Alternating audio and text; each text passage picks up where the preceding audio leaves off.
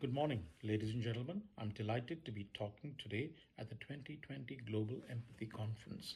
My topic is empathy and the necessity in today's globalized world. Way back in the 8th century BCE, Homer said, "Yet, taught by time, my heart has learned to glow for others' good and melt at others' woe." For hundreds of years, empathy has garnered much scholarly attention and discussion across many disciplines from philosophy and psychology to theology and education. Scholars, as well as teachers, clinicians, and the general public, have critically debated the topic of empathy, posing such questions as: are humans innately good or bad? What is the relationship between empathy and behavior? Do young children have the capacity for empathy? Can empathy be taught? What is empathy? It is a deep emotional intelligence that is closely connected to cultural competence. Empathy enables those who possess it to see the world through others' eyes and understand their unique perspectives. This merits the question, why do we consider empathy over other values? An answer could be, as because of the monolithic group formerly known as the audience, the passive customer, the compliant patient, the couch potato are all relics of the pre-digital past when communication was mostly a one-way street from seller to buyer. Now, communication goes both ways. Today's multiple and highly vocal audiences demand to be heard, or they will take the business elsewhere. You need empathy to know who these audiences are and what they want.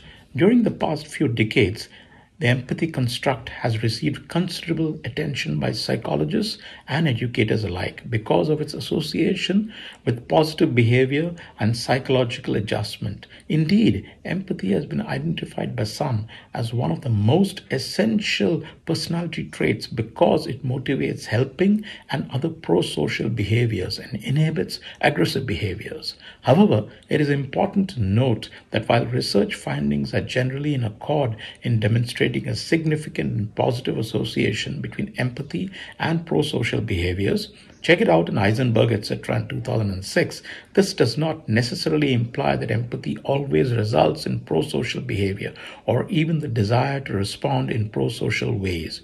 Our capacity for feeling empathy starts very early in life. Infants as young as 8 to 14 months old can show precursors to empathy, signs like displaying concern for a parent if they're hurt or upset. The older we get, the more we empathize. A recent study from the University of Munich in Germany found that children between the ages of 5 and 7 increasingly anticipate feelings of concern for other people. Teaching empathy doesn't just make kids more emotionally and socially competent. It can also help them to be more successful and functioning citizens in the future. A recent study from Duke University and Penn State in the USA followed over 750 people for 20 years and found those who were able to share and help other children in kindergarten were more likely to graduate from high school and have full-time jobs. Empathetic children and adolescents are more likely to engage in positive social behaviors like sharing or helping others. They're also less likely to be antisocial and exhibit uncontrolled aggressive behaviors.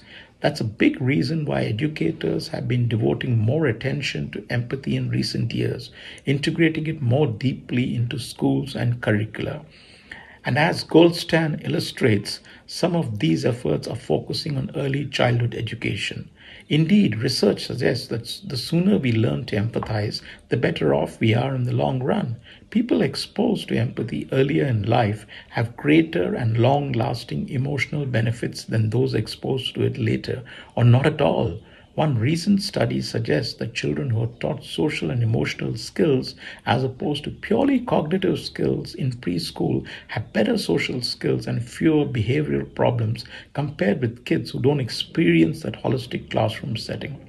Should we teach empathy to even the very youngest and more older students? Can we? That's the question. The past decade has witnessed a burgeoning interest in the empirical investigation of empathy. There are several reasons for this growing attention, such as the recent lethal school shootings in the US and elsewhere, school bullying, both topics which point to an empathy deficit in today's children and youth. Common to most of the extant definitions of empathy is the notion that empathy includes 1. An effective response, that is feeling with another, and 2. A distinction between self and other.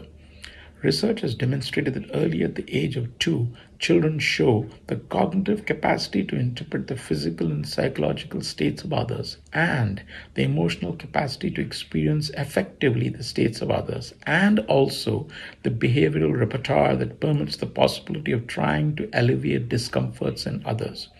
Zahn, Wexer, and others in 1992 found that girls express more empathy than boys, but only for witnessed and not for caused distress. Martin Hoffman, one of the biggies who has actually done a lot of empirical research in this area in 1982 and 2000, has been acknowledged as being one of the first in the field to propose a 4-level theoretical model that describes the development of empathetic distress from infancy to childhood. The 4 stages are: first stage, global empathy, which occurs between the ages of 0 and 12 months, with infants acting as though what they witnessed happened to the other happened to themselves. Second stage, egocentric empathy, between 1 to 2 years of age, in which the child can now be aware that it's the other person and not oneself who is in distress. Third stage, empathy for another's feeling, between ages of 3 and 8 years, wherein the child becomes more responsive to emotional cues from others. And the final stage, empathy for another's condition during late childhood and early adolescence, wherein the child is not able to have feelings of empathetic distress for an entire group or class of people, example, homeless, poor, or oppressed. Hoffman proposed that improvement in young children's perspective taking is critical to their abilities to differentiate between their own and others' distress and to accurately understand others' emotional reactions. These skills are believed to foster empathy and sympathy and consequently more and higher quality pro-social behavior. Further, Hoffman outlined 5 ways in which parents and/or caregivers can promote empathy in young children. 1. Permit children to experience a wide range of emotions. Direct children to the internal states of others. Provide role-taking, perspective-taking opportunities across contexts.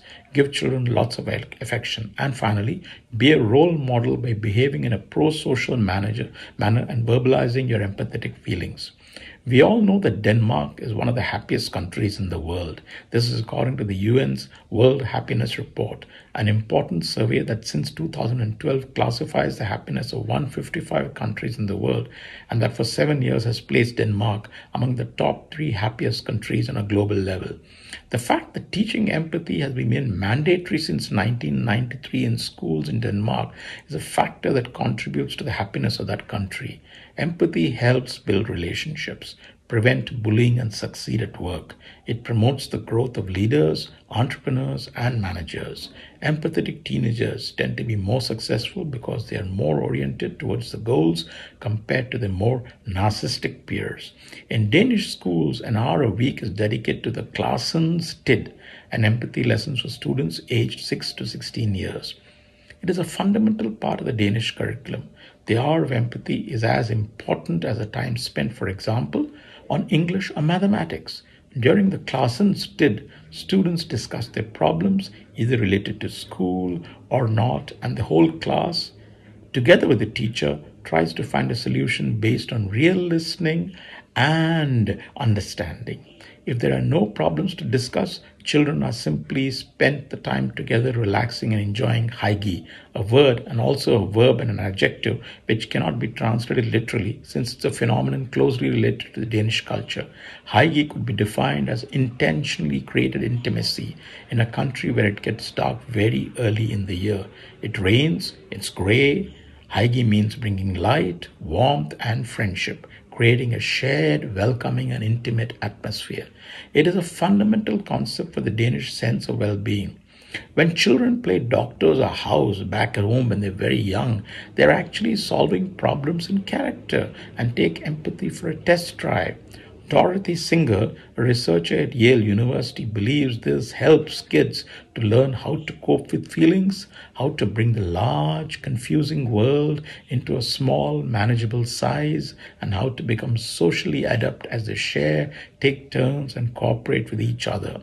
In order to advance the science and practice of school-based promotion of empathy, pro-social responding, and other related processes, a direction for future research is to examine how basic and applied can be better integrated into the development and implementation of universal classroom-based programs that promote empathy and pro-social responding in school-aged children. In conclusion, let me state again by talking about Martin Hoffman, who in 1981 stated, "Empathy may be uniquely well suited for bridging the gap between egoism and altruism, since it has the property of transforming another person's misfortune into one's own feeling of distress." Ladies and gentlemen, thank you. Thank you very much. Let me once again thank the organizers of this conference 2020 on global empathy. I'm very, very indebted to them for having allowed me to deliver this talk. Thank you, and a very good afternoon to all of you.